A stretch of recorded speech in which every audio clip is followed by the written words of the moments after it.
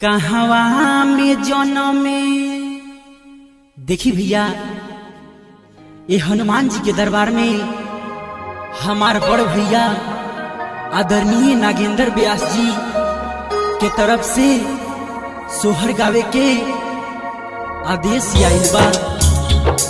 अगर ये छोट भाई से कोनो प्रकार की त्रुटि हो जाए तो छोट बालक समझ के माफ कइल जाए।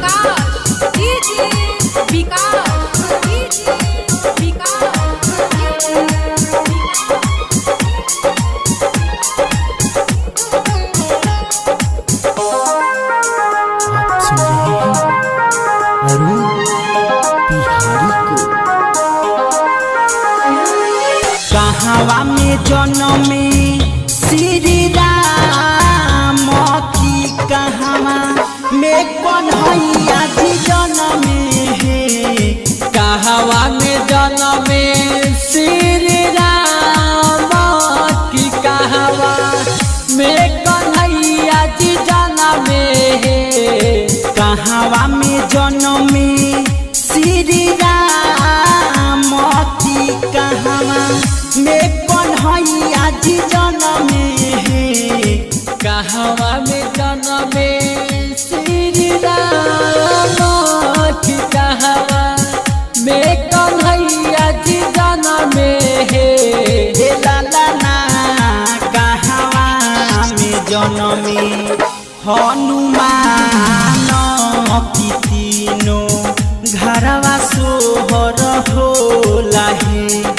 लाला ना कहवा में जनमे हनुमान की तीनों घरवा सोहर होला है।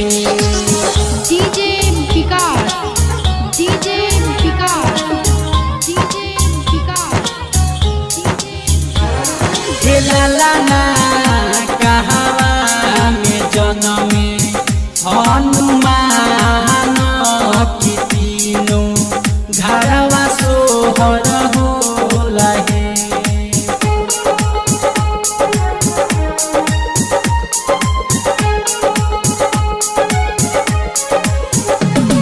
अयोध्या में जनमे श्री राम की मथुरा में कन्हैया जी जनमे है। अयोध्या में जनमे श्री राम की मथुरा में कन्हैया जी जनमे है। अयोध्या में जनमे श्री राम की मथुरा में कन्हैया जी जनमे है। अयोध्या में जनमे श्री राम की मथुरा में कन्हैया जी जनमे है। लाला ना पर्वत पर जनमे हनुमान की तीनों घरवा सोहर होला है। लाला ना पर्वत पर जनमे हनुमान की तीनों घरवा सोहर होला है।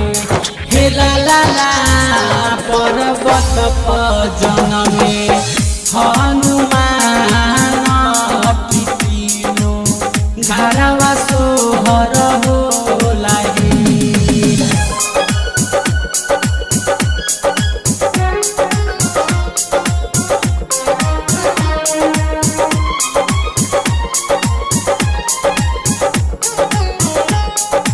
डीजे विकास डीजे विकास डीजे विकास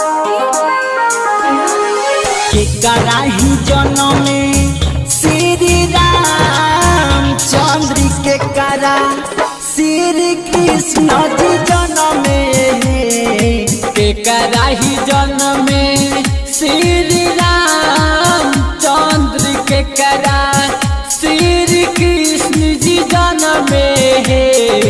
के कराही जनमे श्री राम चंद्र के करा श्री कृष्ण जी जनमे के कराही जन्मे श्री राम चंद्र के करा श्री कृष्ण जी जन्मे हे लाला ना के कराही जन्मे हनुमान की तीनों घरवा सोहर होला हे लाला ना के कराही जन्मे हनुमान की तीनों घरवा सोहर होला हे लाला ना के कराही जन्मे हनुमान की तीनों घरवा सोहर होला डीजे विकास डीजे विकास डीजे विकास हे लाला ना कहाँ में जन्मे हनुमान की तीनों घरवा सोहर होला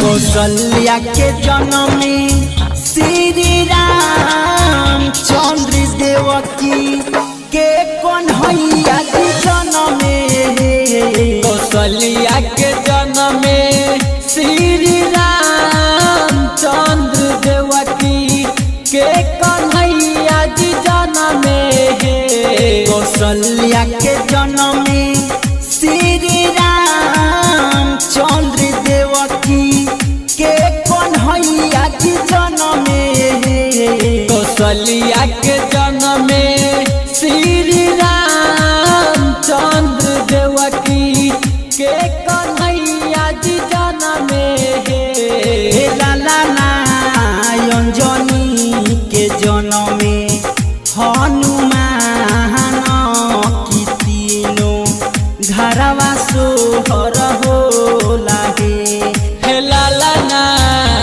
अंजनी के जन्मे हनुमान की तीनों घरवा सोहर होला हे लाला ना अंजनी के जन्मे हनुमान की तीनों घरवा सोहर होला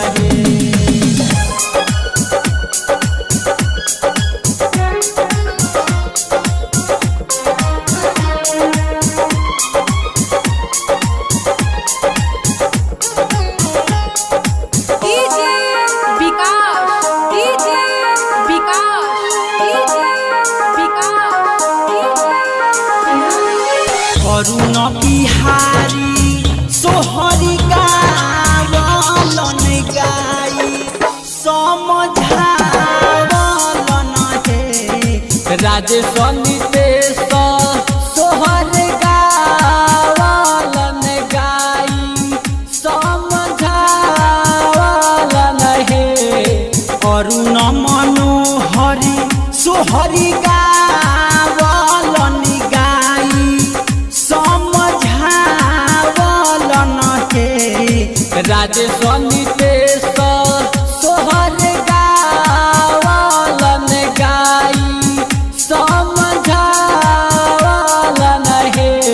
ए लाला ना जुगे जुगे बढ़ो ए हवा तो से प्रेम फल पाए बहे ए लाला ना जुग जुग बढ़ो ए हवा तो से प्रेम फल पाए बहे ए लाला ना जुगे जुगे बढ़ो ए हवा तो से प्रेम फल पाए बहे हे लाला ना कहवा में जन्मे हनुमान की तीनों घरवा सोहर होला ए लाला ना पर्वत पर जनमी